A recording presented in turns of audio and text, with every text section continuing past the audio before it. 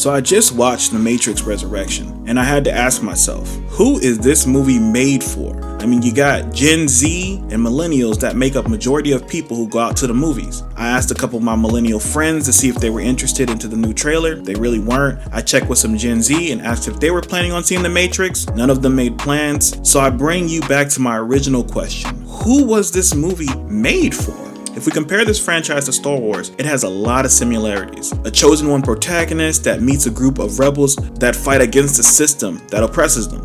But both have their writers also direct the movie. They also had movies that changed cinema forever. They had directors who completely forgot why people love the franchises, but the main difference is that The Matrix was targeted towards adults and Star Wars could also appeal to kids. Because it could appeal to kids, there was cartoon shows, toys, and clothes that I would see everywhere. Star Wars managed to stay relevant even when it was not in theaters. The Matrix really was only able to stay relevant through parodies. So this movie had to do two things: reintroduce The Matrix to a new audience while being a sequel to the original trilogy.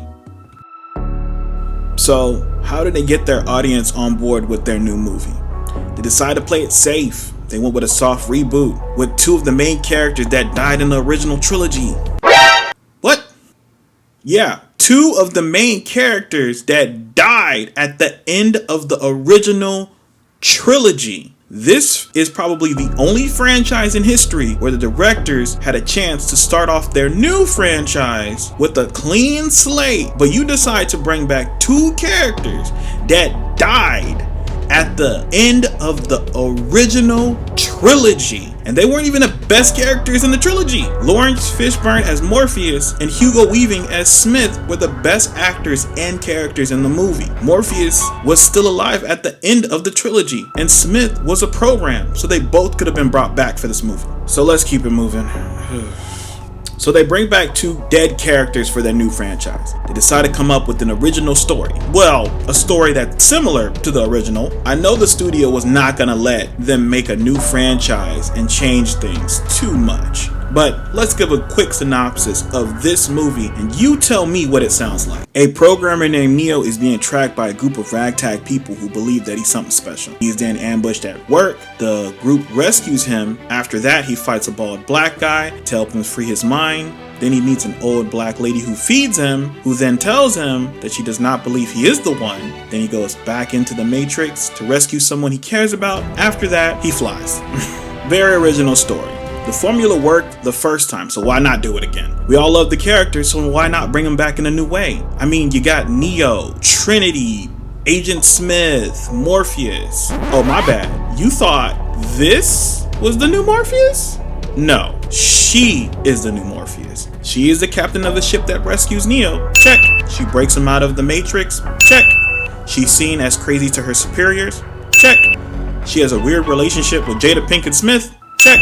The only thing she's missing is being in charge of the rave orgy and fighting Neo. And then she would have finished the list. They do everything in their power to try to hide the fact that she is Morpheus. When you see the trailers, it shows this guy. And in the movie, he calls himself Morpheus. But apart from fighting Neo in this scene, there is nothing they have in common. Not the personality or swagger, nothing. Speaking of characters that they changed, this guy is the new Smith. He looks like a corporate frat boy. This dude is not intimidating. He should have been an original character. Then I probably wouldn't have no problem with him. But they decided to call him Smith, so now I got a problem with him. Now I must compare him to the original Smith. He acts like a little boy by comparison. He should have just been another agent from the previous Matrix who knew Smith, but they repurposed him and gave him a new task to guard Neo from other programmers and runners. He could have had a fight with the fake Morpheus in hand-to-hand combat, and then you could have him take Morpheus's gun and shoot him, and then Morpheus dodges the bullets like how the agents did in the original movie, and that would have been a good start to the movie.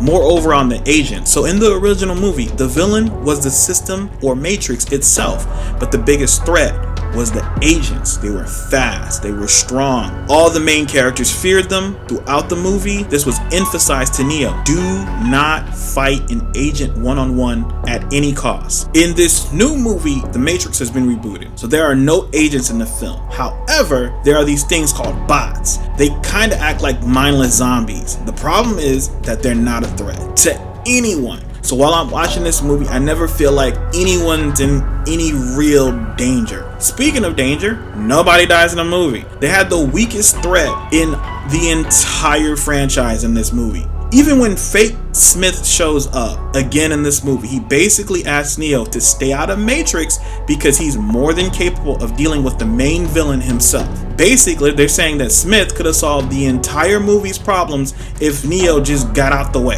So this movie talks about themes and concepts and what should be in the Matrix. No, literally, it takes 5 minutes out of the movie to talk about what should be in the movie. What type of Deadpool shit is this? And the worst part is, I could have given this movie a pass if the action scenes were good. However, all of them were forgettable. I will at least end this rant on a positive note. In this movie, they hint at the idea of the machines going to war over power and the future of humanity. That was interesting. Some of the machines were on the human side. That's pretty cool. There was also a big FU to Warner Brothers.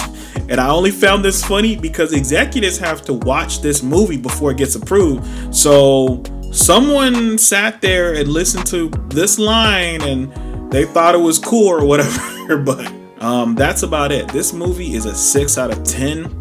I'm your boy Rant, and I'm out.